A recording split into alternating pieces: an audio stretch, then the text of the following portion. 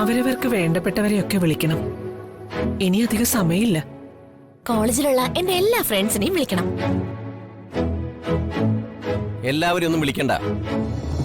College പിള്ളേരാ, എല്ലാം കൂടി ഇങ്ങ് വരും. പിന്നെ നമ്മൾ വിളിച്ചു വരുത്തിയവർക്ക് ആഹാരം പോലും കിട്ടാത്ത അവസ്ഥയാവും. എന്റെ കൂട്ടുകാർ വന്ന ആത്മാർത്ഥമായിട്ട് പണിയെടുക്കും.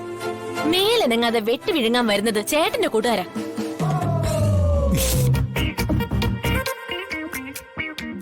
വെറുതെ വടി കൊടുത്ത് അടി വാങ്ങുന്നത് എന്തിനാ പ്രകാശേട്ടാ? നിങ്ങൾക്കൊന്നും മിണ്ടാതിരുന്നൂടെ?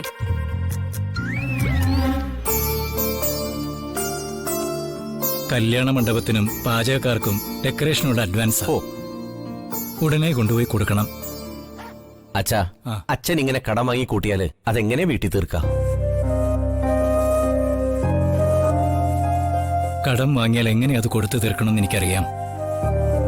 എന്റെ മകളുടെ കല്യാണം നടത്തേണ്ടത് എന്റെ ചുമതലയാ. അത് ഞാൻ ഭംഗിയായി നിറവേറ്റുകയും ചെയ്യും. അത് ആർക്കും ബാധ്യതയാക്കില്ല ഞാൻ.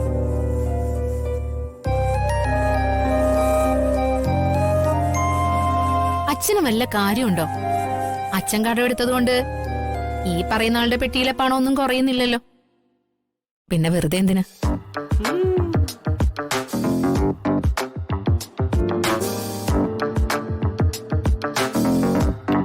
എന്തിനാ ചേട്ടാ ക്ഷണക്കത്തിങ്ങനെ തിരിച്ചു മറിച്ചു നോക്കുന്നത്? അല്ല, ഈ കത്തിന്റെ മോഡൽ എത്ര പോരാ. എന്നെ ഏൽപ്പിച്ചിരുന്നെങ്കിൽ ഞാൻ നല്ല ഡിസൈൻ നോക്കി എടുത്തേനെ. ആദ്യം സ്വന്തം ജീവിതത്തിന്റെ ഡിസൈൻ നേരെയാക്കാൻ നോക്ക്.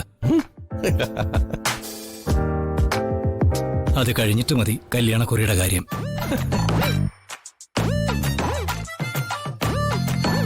ചന്ദ്രികേ, വാ. ഇനി താമസിക്കണ്ട. അത്യാവശ്യം വേണ്ട ബന്ധുക്കളെയൊക്കെ നമുക്ക് ഒന്നിച്ചു പോയി വിളിക്കാം. ശരി മാധവേട്ട.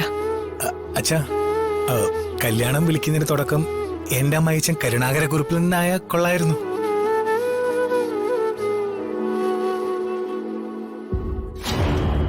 അത് തന്നെയാ വേണ്ടത്. ഈ കുടുംബത്തിലെ കല്യാണം കഴിച്ചുകൊണ്ടുവന്ന ബന്ധത്തിൽ ജീവിച്ചിരിക്കുന്നത് എന്റെ അച്ഛൻ മാത്രമല്ലേ ഉള്ളൂ.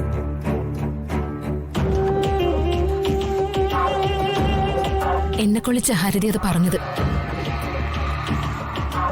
എന്റെ അച്ഛനിപ്പോ ജീവിച്ചിരിപ്പില്ലല്ലോ. ഞാൻ കൊള്ളിച്ചൊന്നും അല്ല പറഞ്ഞത്. ഞാൻ പറഞ്ഞത് സത്യമോ. നമ്മുടെ കൂട്ടത്തില് ഒരു അഡ്രസ്സുള്ള ആളല്ലേ എന്റെ അച്ഛൻ.